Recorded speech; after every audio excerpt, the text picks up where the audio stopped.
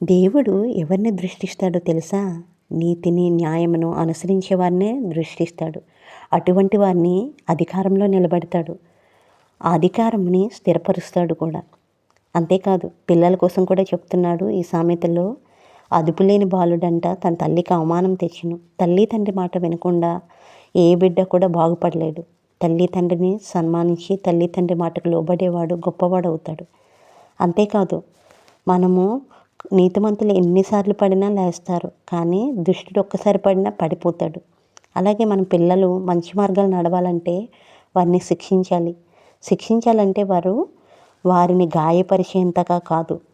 ఏ సమయంలో బెత్తం వాడాలో, ఏ సమయంలో మాట వాడాలో, ఏ సమయంలో వారిని సరిచేయాలో అట్టి రీతిలోనే మనం పిల్లల్ని సరిచేయాలి. అలాగే మనలో కోపం అనేది ఉండకూడదు. కోపిష్ఠుడంట కలహం రేపుతాడు. ఇతరులకు హాని చేయడం తప్ప కోపం వల్ల ఏమీ ఉండదు. ముంగోపి అధికమైన దుష్క్రియలు చేయనంట. అంటే కోపం ఎక్కువ ఉండేవాడు అనర్థాలకి తప్ప మరి దేనికి పనికిరాదనమాట. గర్వం మాత్రం ఉండకూడదు.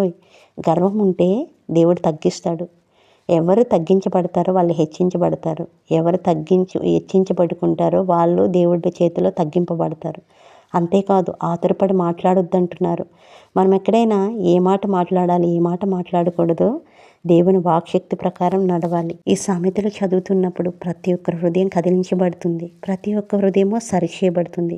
అందుకే దేవుని వాక్యం సెలవిస్తుంది ఏంటంటే, దేవుని వాక్యం రెండంచెల ఖడ్గం కలిగినది అని.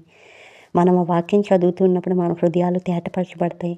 అంతేకాదు ఆయన యందు నమ్మిక ఉంచినప్పుడు మనం సురక్షితంగా ఉండగలుగుతాం. అందుకే ఆయన యందు విశ్వాసం ఉంచాలి. అంతేకాదు ఆయన సన్నిధిలో కనబడినప్పుడు దేవుడు సంతోషిస్తాడు. ఎందుకంటే వాక్యం సెలవిస్తుంది, ఆయన సన్నిధిలో ఒక దినం గడుపుట 1000 దినముల కంటే శ్రేష్ఠం.